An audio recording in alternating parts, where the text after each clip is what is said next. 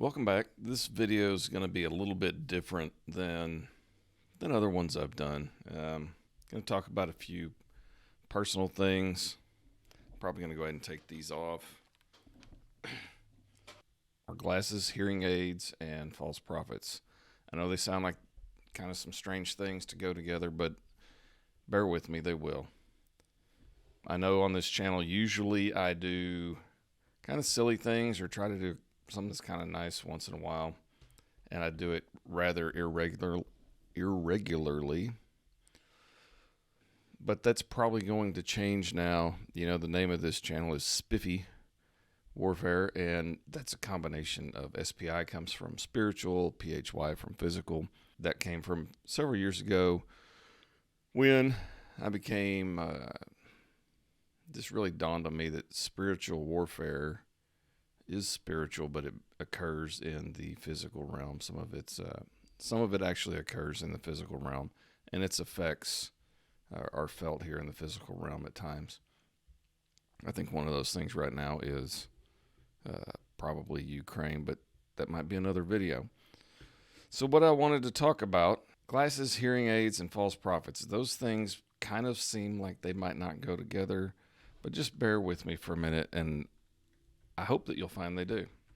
Glasses.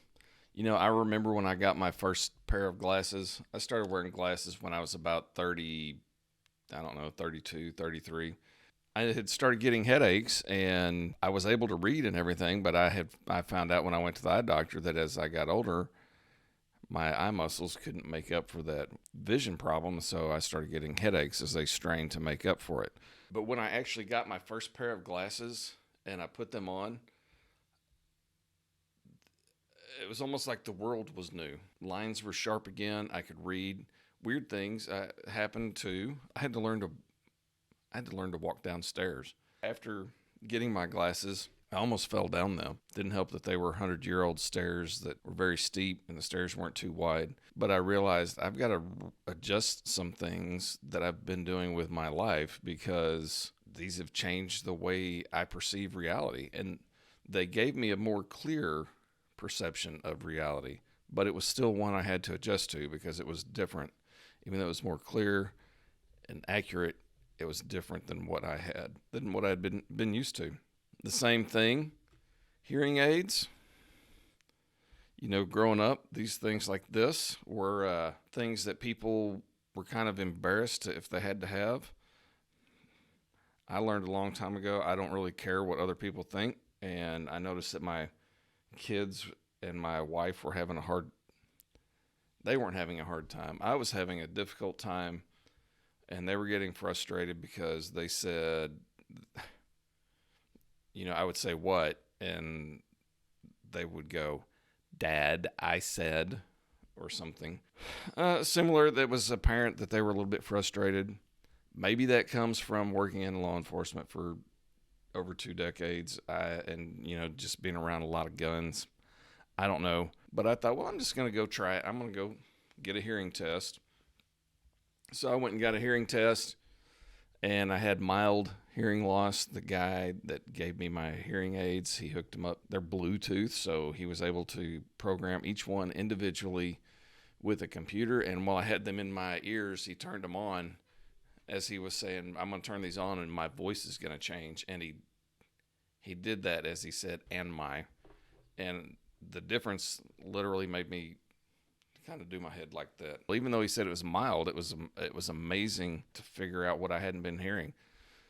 After I got them, I went back to work, and I was walking across the parking lot, and I heard a little sound. And for a minute, I kind of thought, okay, what was that? It was a pebble, probably smaller than a pea, that I had kicked, and I had just lost the ability to even hear that skittering across the ground.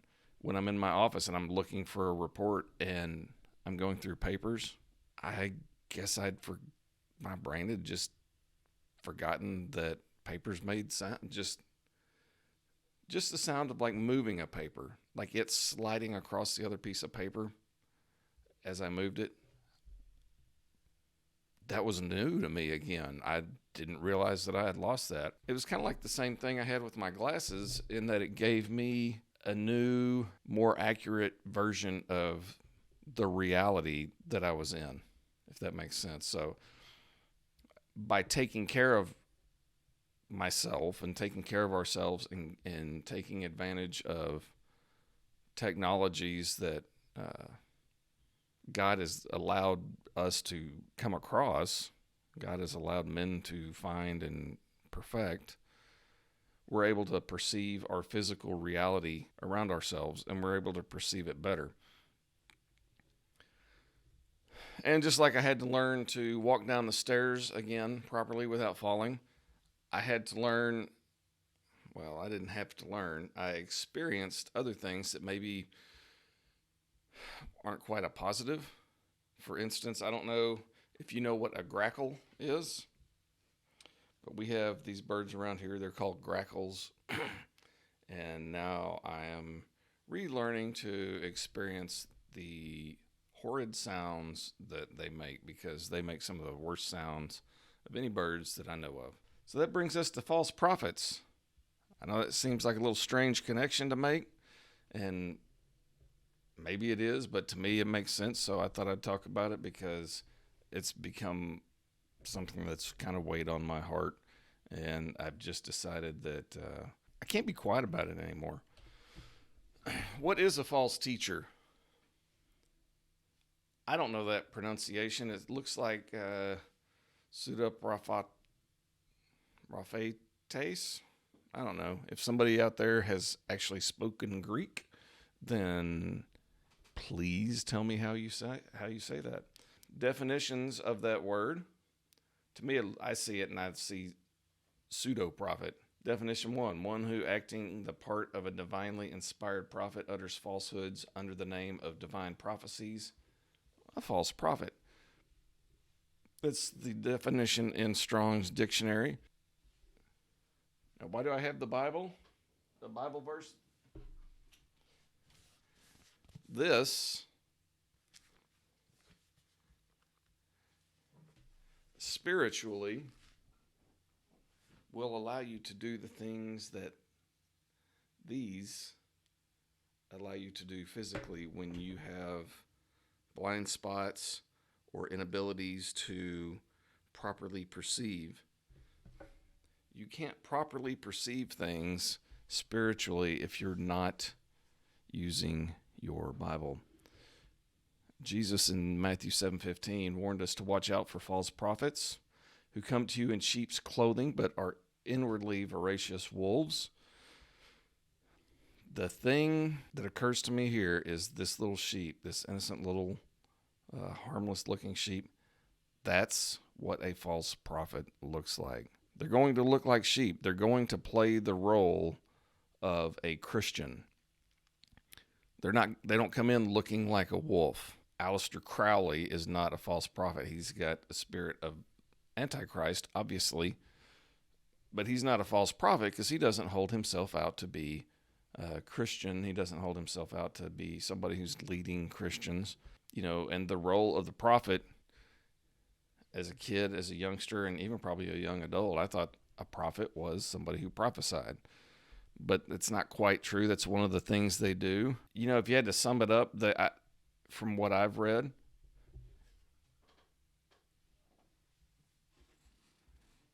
in this book, prophets spoke God's word and will into people's lives and into the lives of the nation of Israel, or maybe their enemies through their kings or things like that. But they relayed God's words and God's will to people here in the physical realm. And so false prophets, that's what they're going to look like they're doing. That's what they're going to try to present themselves as doing. They're not going to present themselves as, I'm trying to mislead you. I'm trying to lead you astray. I'm wanting to separate you out so I can harm you, like a wolf maybe hunting sheep. They're going to look like and come across as, I'm a Christian just like you, and I'm smart and intelligent, and you should listen to me. Jesus in Matthew 24:11 also told us many false prophets will appear and deceive many. When he was in this situation, he'd been asked by his disciples about the end times. You know, it doesn't say a couple, it doesn't say one, it doesn't say a few. It says many. And it says they're going to deceive many. So if you've never looked at somebody, and some I believe are easy to identify because I think they're very poor at it. But if you've never thought that guy is just he's false, then maybe you need to kind of excuse me, maybe you need to check and start paying attention to what's going on around you. And I also think it's important to note that they will deceive many. So I wouldn't suggest using somebody's followers, the number of followers they have, the size of their congregation or their church. I wouldn't use that as a barometer of whether or not somebody's speaking the truth, because the Lord himself said that they're going to deceive many, and that's a lot of people. 2 Timothy 4:3, there will be a time when people deserve, maybe I need some new tools to help me perceive reality properly. For there will be a time when people will not tolerate sound teaching. Instead, following their own desires, they will accumulate teachers for themselves because they have an insatiable curiosity to hear new things.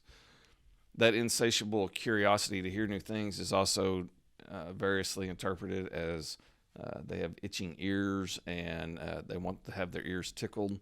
Look around at people that are teachers, and are they saying things that are new? I mean, we're told that people who don't have sound teaching are going to say things that are new, and they're going to be things that let people follow their own desires. So they're going to say things that people want to hear that aren't aligned with the things that true prophets and true teachers and sound teachers have been saying for an extended period, for a long time. And I think should be fairly easy to see that that's going on today. Thomas Brooks, he was a 17th century English Puritan. He identified these 7 characteristics of false prophets. Men pleasers, they throw dirt at Christ's people. They're driven by their own heads and hearts.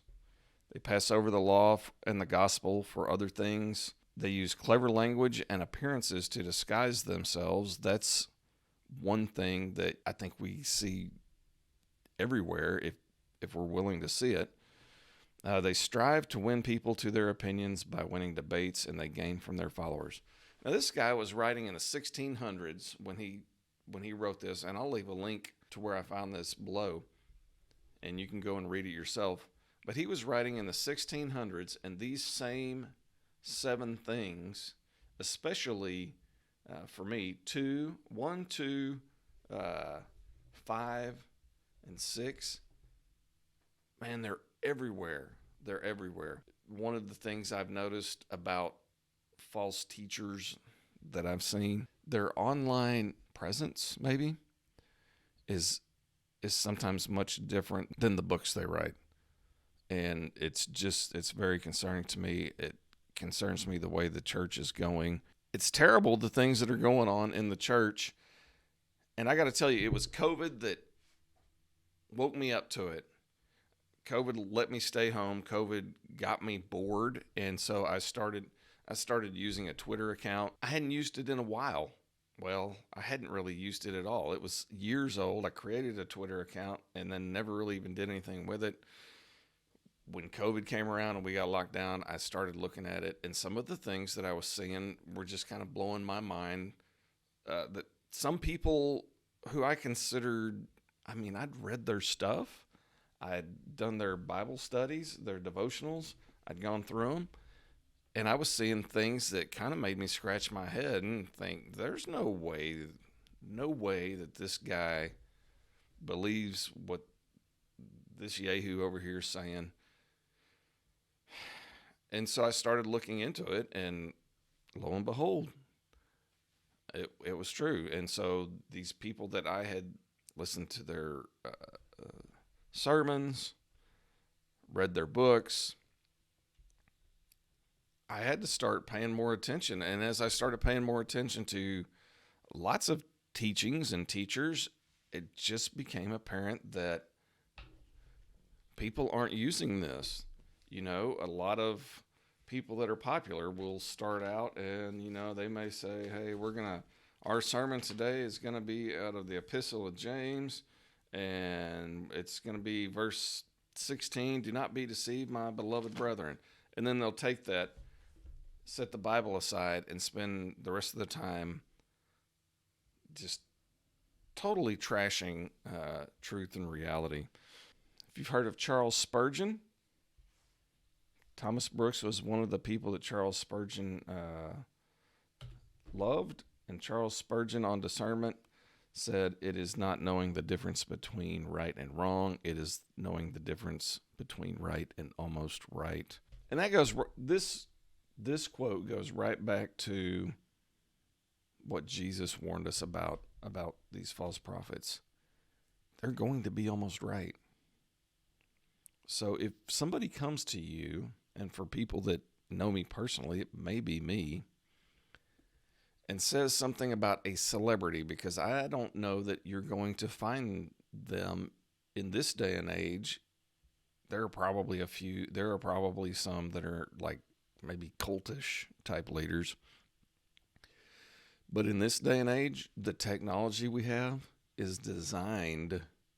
I mean, you couldn't design a better technology for false prophets to use if they're going to have many people that they deceive. So if you've got a favorite pastor and someone comes to you, a favorite teacher, they don't even have to be a pastor or a teacher. It might be somebody that makes Christian cartoons or gives Christian commentary.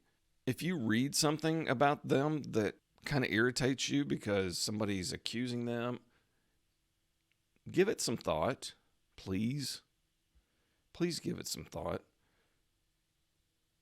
And maybe the person that's making the accusation, they may be wrong. If you get on the internet and you just search for your favorite religious person, go to a search engine and type in, first name, last name, heresy,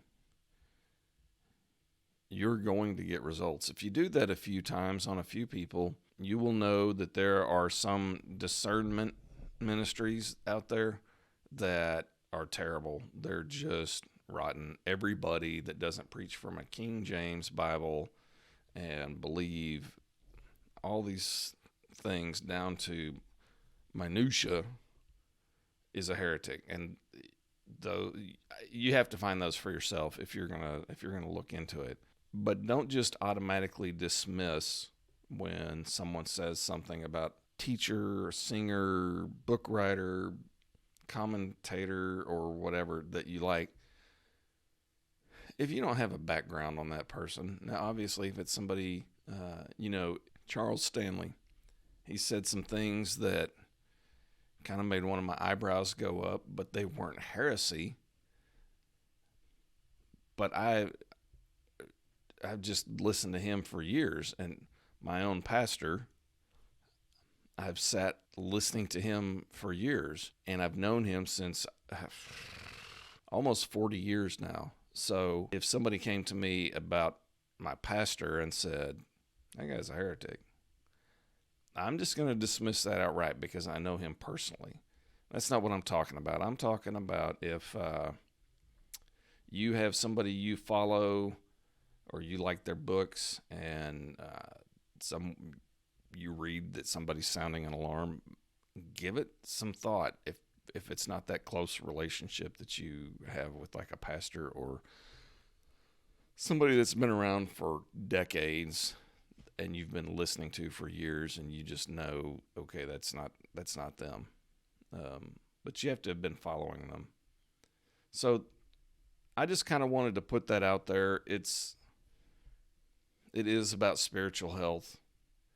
I think it's in line with what I want to do, and I think I'm probably going to end up doing more of that because, folks, if you haven't noticed, the world is just crashing down around us, and the absolute only thing that's going to revitalize it, if it's to be revitalized, is people willing to speak the truth. And if it's not to be revitalized, we should be speaking the truth anyway. People are starving for the truth, they're hungry for the truth, and they need to hear it. And that's just something that I can't not do anymore. As usual, as always, stay safe, stay healthy, and just be strong and keep the faith.